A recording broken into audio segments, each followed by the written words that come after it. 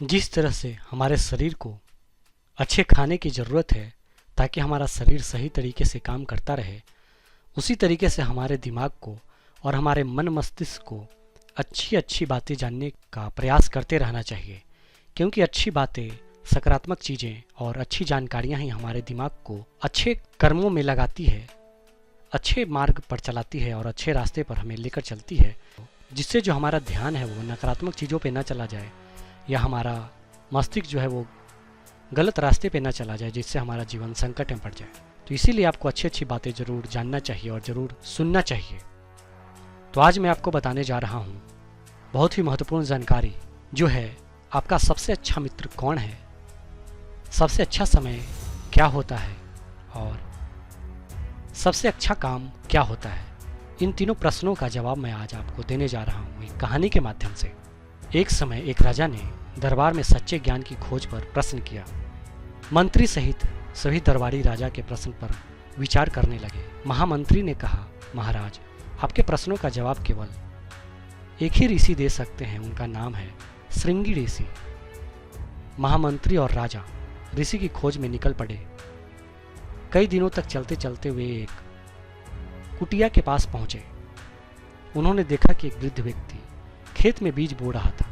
राजा ने उस वृद्ध के निकट जाकर श्रृंगी ऋषि के बारे में पूछा तो उस वृद्ध व्यक्ति ने कहा, मुझे ही श्रृंगी ऋषि कहते हैं। श्रृंगी ऋषि की सादगी देखकर राजा उनसे काफ़ी ज़्यादा प्रभावित हो गए और उन्होंने पूछा कि गुरुजी, मेरे मन में 3 प्रश्न उठ रहे हैं, उनका जवाब देने की कृपा करें। ऋषि का आदेश पाकर राजा बोला कि मैं ये जानना चाहता हूँ कि सबसे अच्छा मित्र कौन है, सबसे अच्छा समय क्या होता है और सबसे अच्छा काम इस दुनिया में क्या है। ऋषि जब कुछ बोलने ही जा रहे थे तभी वहाँ थोड़े ही दूर से किसी की कड़ाहने की आवाज़ आई। सभी उस दिशा में बढ़ गए। झाड़ियों और कांटों से जख्मी एक व्यक्ति कराह रहा था। राजा तुरंत उस व्यक्ति की मदद करने लगा और ऋषि ने जो जड़ी बूटी दी उस व्यक्ति पर लगाने लगा।